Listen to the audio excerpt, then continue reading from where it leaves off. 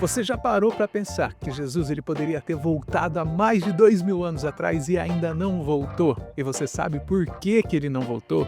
Nesse vídeo de hoje você vai descobrir que existe uma conexão profunda entre a obra missionária da igreja e a segunda vinda de Cristo. E essa é uma verdade que muda completamente a nossa perspectiva sobre missões e sobre os últimos tempos. Se você quer entender por que que Jesus ele não voltou ainda e qual é o nosso papel nisso, então fica comigo até o final desse vídeo, porque hoje você vai ouvir algo que vai revolucionar a forma como você compreende a segunda volta de Jesus e a obra missionária. Olá, eu sou o Renato Neves, seja muito bem-vindo ao nosso canal Bíblia Talk. Olha, tem uma coisa nessa vida que me intriga, é a pergunta: por que que Jesus ele não voltou ainda? Por que será que já se passaram tantos anos e ele ainda não fez aquilo que ele prometeu? A resposta que eu descobri está nas Escrituras e ela transformou completamente a forma como eu compreendo missões. Missões não é apenas o que nós devemos fazer porque Jesus mandou, embora isso seja uma verdade, mas é que existe uma ligação direta entre o cumprir a grande comissão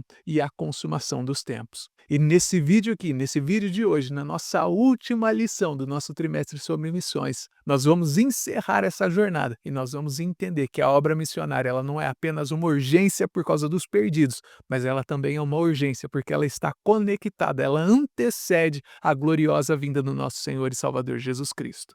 Ponto 1. Então escute isso daqui comigo. Quando os discípulos eles perguntaram para Jesus sobre os sinais do fim do tempo, lá em Mateus, no capítulo 24, ele não falou apenas em guerras, ele não falou apenas em terremoto, ele não falou apenas em fome. Ele disse algo revolucionário lá no versículo 14. Você pode ver que vai estar escrito assim: "E será pregado esse evangelho do reino para todo o mundo." Para testemunho do quê? Para testemunho a todas as nações. E aí, o que vai acontecer depois disso? Então virá o fim. Então quer dizer que Jesus ele está conectando diretamente a proclamação global do evangelho com a sua segunda vinda. Então não é que ele espera que a gente obedeça a ele e pregue o evangelho, mas é que no plano sobrenatural de Deus, a evangelização mundial, ela é um pré-requisito profético para quê? Para a consumação de todos os tempos, para a segunda volta de Jesus. Então pensa comigo, lá em 2 Pedro, no capítulo 3, quando Pedro ele é abordado por aquelas pessoas que zombavam da demora da volta de Jesus Cristo, ele não disse que Deus ele tinha esquecido ou que Deus ele tinha mudado de planos. Pelo contrário, ele revela que o Senhor ele não retarda a sua promessa, conforme alguns pensam que está tardia,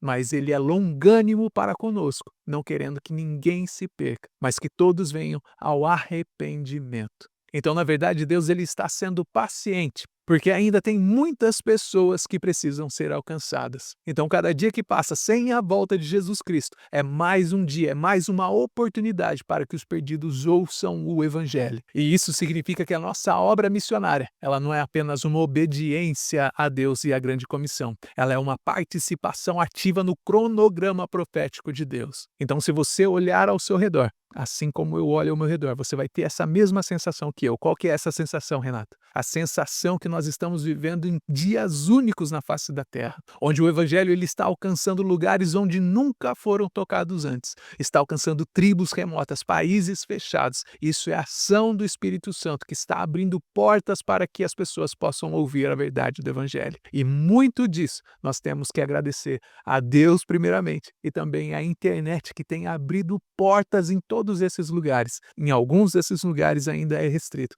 mas nós estamos alcançando pessoas em todos os lugares desse planeta. Mas ainda existe muito trabalho para fazer. E como nós falamos na lição 5 sobre a ação do Espírito Santo nas missões, nós precisamos entender que é Ele quem capacita, é Ele quem dirige, é Ele quem sustenta toda a obra missionária. E agora, nessa lição de hoje, nós estamos entendendo que a nossa ação tem um propósito. E o propósito dela é um propósito escatológico, preparar o mundo para a volta do nosso rei. Agora, o segundo ponto nos mostra algo ainda muito mais profundo. Se a obra missionária está diretamente ligada com os últimos tempos, isso cria uma urgência diferente de qualquer outra causa humana. Lá em Apocalipse, no capítulo 5, no versículo 9 ao 10, nos dá uma visão gloriosa do que está acontecendo. Diz assim: "E cantavam um novo cântico, dizendo: Digno é de tomar o livro, de abrir os seus selos, porque foste morto e com o teu sangue compraste para Deus homens de toda tribo e língua e povo e nação." Escuta bem essa expressão aqui, de toda tribo, língua povo e nação. A palavra de Deus está dizendo aqui que Deus tem um povo escolhido em cada grupo étnico desse planeta. Então a nossa missão não é evangelizar apenas uma pessoa aqui ou uma pessoa ali, mas é garantir representantes de cada povo, de cada tribo, de cada língua, de cada nação, que essas pessoas estejam diante do trono quando Jesus voltar. E esse entendimento, ele muda completamente a nossa estratégia missionária. Nós não podemos apenas pensar nos números ou em estatísticas, nós precisamos pensar de forma étnica. Nós precisamos entender que ainda existem grupos que não foram alcançados e que precisam ouvir o Evangelho pela primeira vez. E como nós vimos lá na lição 7, sobre as missões transculturais, o desafio não é apenas levar o Evangelho para lugares distantes, geograficamente falando, mas é atravessar barreiras culturais, barreiras linguísticas e religiosas para alcançar povos que ainda não têm representantes no reino de Deus. Eu lembro de estar numa conferência missionária há algum tempo atrás e um líder ele estava apresentando os dados sobre os povos não alcançados. E eu não sei se você sabe, mas ainda existem 3 bilhões de pessoas que pertencem a grupos étnicos que não têm acesso ou têm acesso limitado ao Evangelho. Deixa eu te dar um exemplo disso. Existe um povo que é chamado Shaik. Eles são lá do sul da Ásia. São mais de 60 milhões de pessoas espalhadas principalmente ali na região do Paquistão, da Índia e Bangladesh. Eles são tradicionalmente muçulmanos, com uma estrutura social completamente fechada. Eles representam um dos maiores grupos ainda não alcançados no mundo. Existe uma barreira aqui que não é apenas geográfica nesse caso, é uma barreira cultural, é uma barreira linguística, é uma barreira religiosa. E isso não é apenas uma estatística triste para deixar o seu coração tristinho nesse dia de hoje, mas essa estatística, na verdade, é um impedimento profético para a volta de Jesus Cristo. Sabe por quê? Porque enquanto esses povos que ainda não foram alcançados, enquanto eles não tiverem um representante no reino de Deus, a profecia de Apocalipse ela não pode se cumprir completamente. Então, pensa na responsabilidade que isso coloca nos nossos ombros. Cada oração que nós não fazemos, cada oferta que nós não damos, cada jovem que nós não enviamos para a obra missionária, pode estar atrasando o dia mais glorioso da história da humanidade, o retorno do nosso Senhor Jesus Cristo. E isso nos leva ao terceiro e último ponto dessa nossa jornada. Porque quando nós entendemos a conexão entre missões e escatologia, nós percebemos que nós não somos apenas observadores do plano de Deus, mas na verdade nós somos participantes ativos na sua execução. E Atos capítulo 1, versículo 8 ganha uma dimensão completamente diferente quando nós entendemos o que Jesus disse. Ele disse assim: "Mas recebereis a virtude do Espírito Santo, que há de vir sobre vós, e ser-me-eis testemunhas, tanto em Jerusalém, como em toda a Judéia e Samaria, e até os confins da terra." E aí nós entendemos que esse até os confins da terra não é apenas uma sugestão geográfica de Jesus para mim e para você, mas é um mandamento escatológico. Jesus ele está dizendo assim para mim e para você: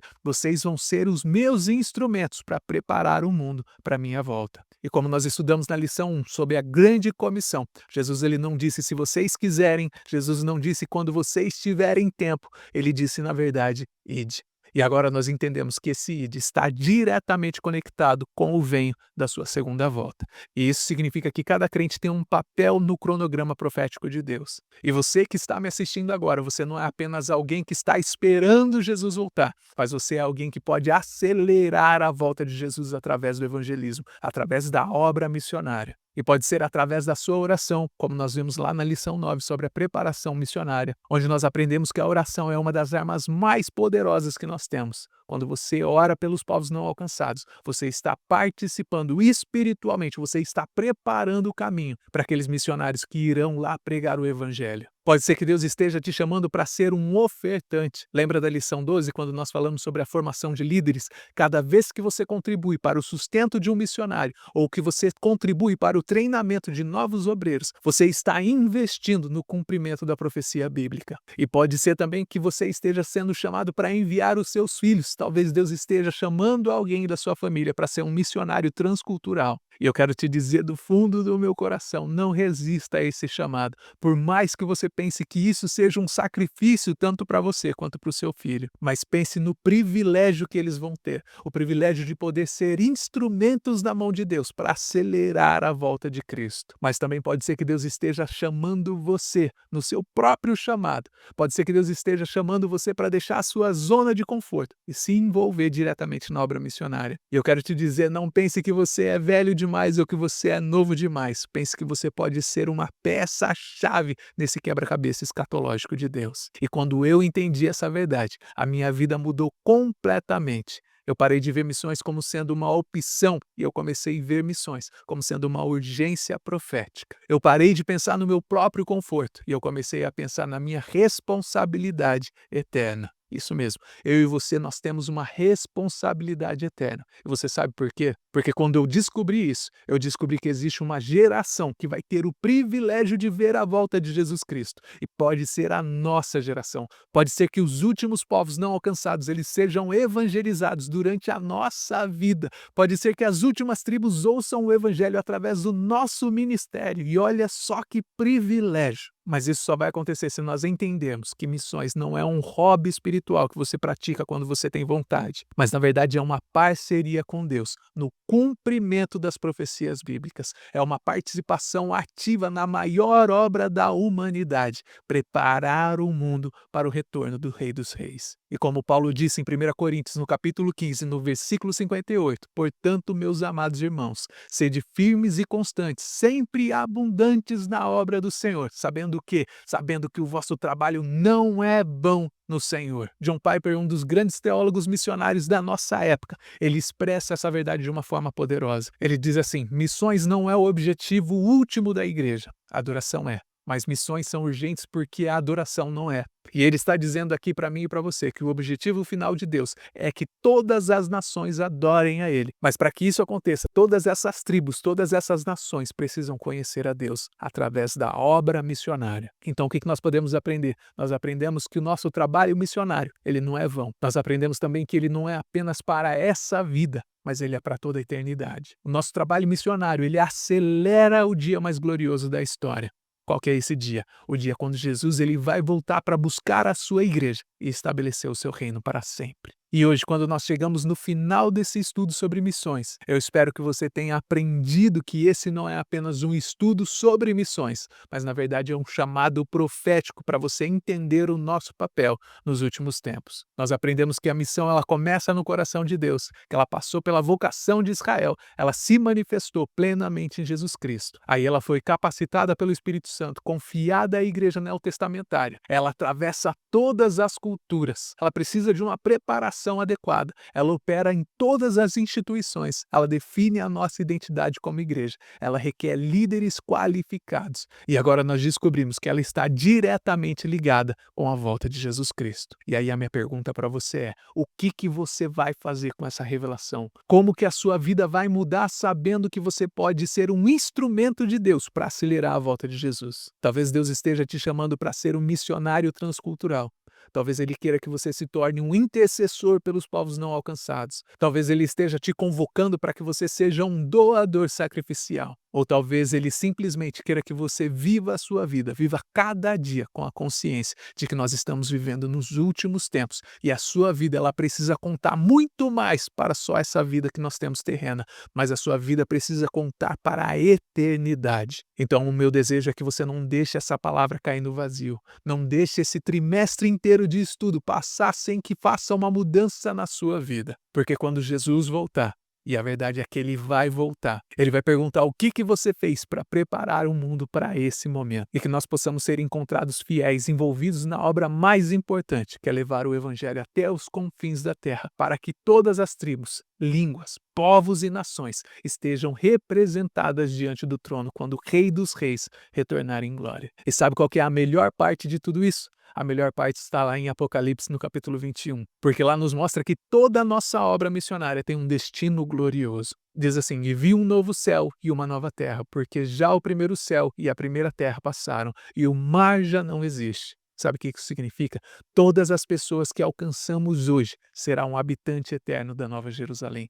Cada convertido hoje será parte dessa multidão incontável que adorará o Rei dos Reis para sempre. Então a obra missionária ela não termina apenas com a conversão de alguém, mas ela resulta numa eternidade de adoração, numa eternidade onde não haverá mais lágrima, não haverá morte, não haverá dor nem clamor, onde cada língua confessará que Jesus Cristo é o Senhor, para a glória do Deus Pai. E isso sim dá um sentido cósmico no nosso trabalho missionário. Nós estamos preparando habitantes da eternidade. E se essa mensagem despertou em você uma paixão pela obra missionária, pelos últimos tempos, então gostaria que você compartilhasse esse vídeo com alguém que também precisa entender o seu papel no plano eterno de Deus. E já me ajuda deixando um like nesse vídeo, se inscrevendo no nosso canal, para que nós possamos receber juntos mais revelações da palavra de Deus, que transformam vidas, que preparam a igreja para a volta de Jesus. E eu te vejo no próximo vídeo, se assim Cristo Jesus nos permitir.